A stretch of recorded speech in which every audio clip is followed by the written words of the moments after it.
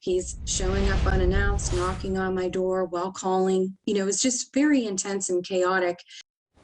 January is Stalking Awareness Month. The Ohio Domestic Violence Network says it's a crime that has become more common but remains challenging to prevent and stop. Tonight, NBC4's Jonathan Jackson shares the message from a survivor of stalking who says every person needs to know the red flags to look out for. He's continually calling and texting because in my situation, I had to block him over 270 times.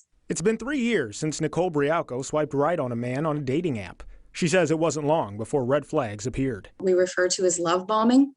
So it was very intense at the beginning with gifts and phone calls and being very attentive. The Ohio Domestic Violence Network says that's a form of control, something stalkers crave, and is more common than you may think. More than 1 in 6 women and 1 in 17 men will be stalked in their lifetimes. So feeling watched, harassed, or constantly under threat from someone is an awful experience, and it can be difficult to even know what to do. And when some victims do try to take action, sometimes their voices aren't heard.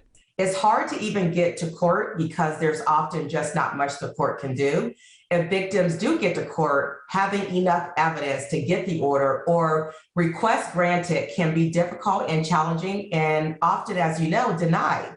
And this can escalate the stalking behavior because in the stalker's mind, the court just told them that what they are doing is okay. Brialco says she switched between bargaining with her stalker and attempting to block him for more than a year, until she realized she needed help. I had left for a weekend.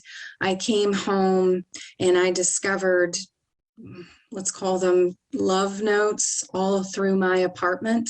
I didn't want to have to call the police at midnight and tell them I can't get my ex-boyfriend to leave. It's shameful, but we can't be ashamed. We're not doing anything wrong. That's what you have to come to realize. I didn't do anything wrong. I was just trying to find love.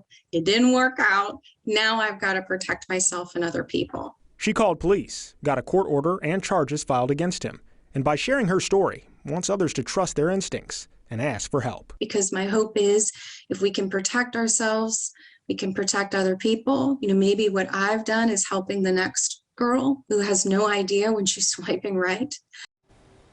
The Ohio Domestic Violence Network says if you feel like you're being harassed, there are plenty of resources available to you anonymously, either in person or online. We've put a link to those in this story on our website, NBC4i.com.